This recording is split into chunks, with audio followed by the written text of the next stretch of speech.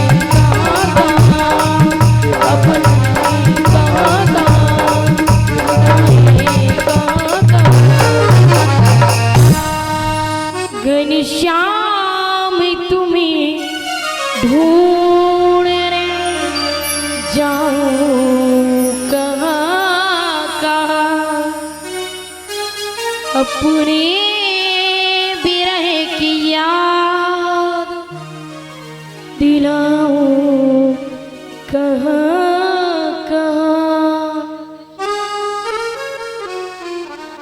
और आज कृष्ण मिलन की कामना है, गोविंद के दर्शन की दिव्य अभिलाषा है।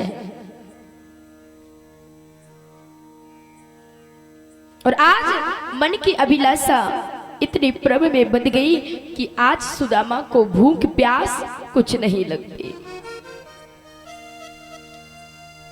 भूख प्यास लगना शरीर का धर्म है, लेकिन आज सुदामा को भूख प्यास नहीं लगती।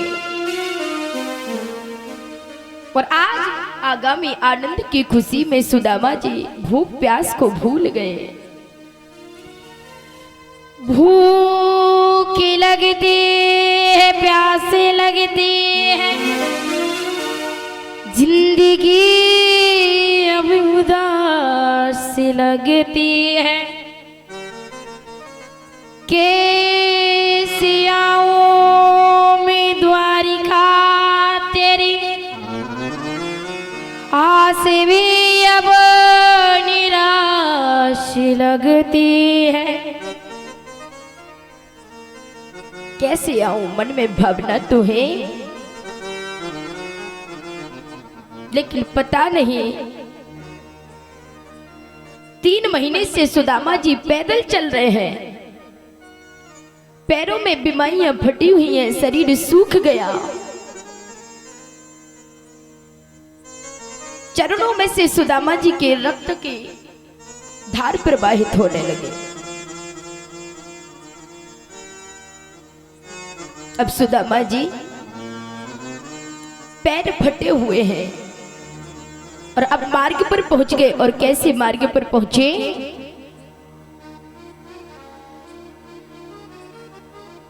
ऐसे मार्ग पर पहुंचे कि अब नदी पार करनी पड़ती थी। नदी को पार करना था। एक केवट आया, पूछने लगा, अरे भैया कोई जाने वाला है क्या? सुदामा जी नदी के किनारे खड़े थे। बोले भैया जानो तो मोको भी है, हम जाएंगे तो सही, तुम पार लगाओगे? बोले आइए मैं आपको पार लगा दूंगा। जैसे ही केवट की नौका में बैठने लगे सुदामा जी, तो केवट कहने लगा,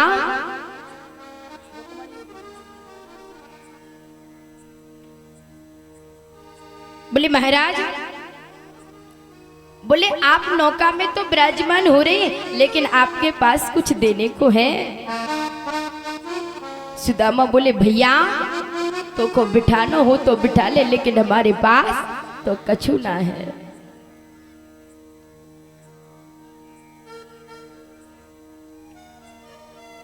केवट बोला भैया जब तेरे पास कुछ नहीं है तो ऐसो ही आजा, तो को पार लगा देंगे।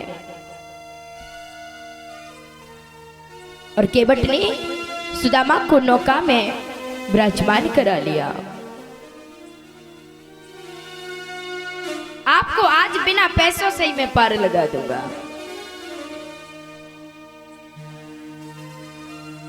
अब बार बार केवट मुड़ मुड़ करके सुदामा जी को देखने लगा, हंस हंस करके देखने लगा। सुदामा जी पूछने लगे भैया, केवट भैया तुम मुंह को बार बार काहे देख रहे हो?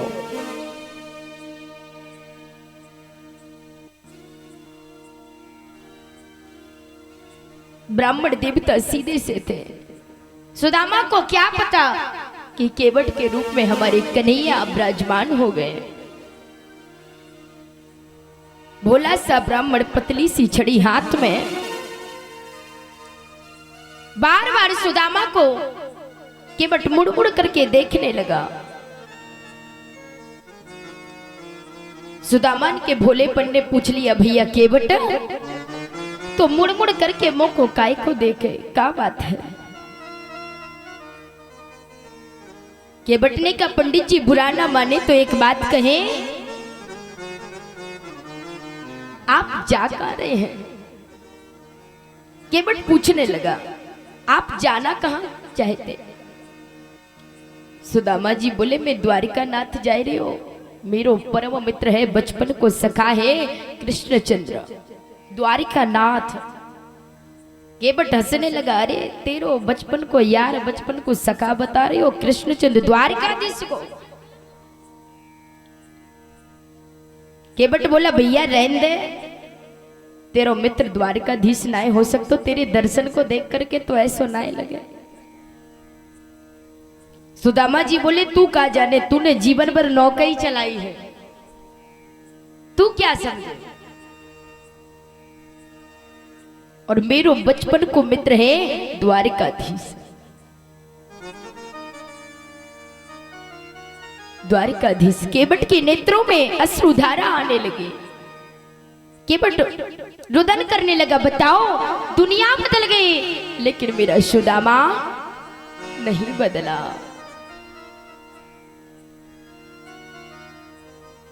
पार लगा दिया। सुदामा जी के भोलेपन ने फिर पूछ लिया केवट से, भैया एक बात बताओ, अब यहां से द्वारिका नाथ और कितनी दूर है? केवट ने कहा, महाराज दूर तो बहुत है, लेकिन आपके शरीर और आपके चेहरे को देखकर लगता है कि आप सारे दिन भर में केवल आधा किलोमीटर ही चल सकते हैं, इससे ज्यादा आप चल नहीं पाएंगे। और आप जब चलेंगे तो 3 महीने अभी और लग जाएंगे। सुदामा ने कहा, बारे द्वारिकाधीश, चलते चलते पांव टूट गए, लेकिन तेरे दर्शन अब तक ना भये।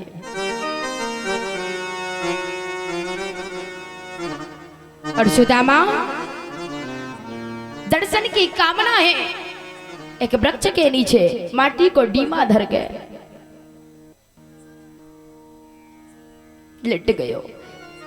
द्वारिकाधीश तेरी 1000 बार गरज पड़े तो मुंह को बुला ले, अब तो मुंह से एक पग भी ना धरो जाए।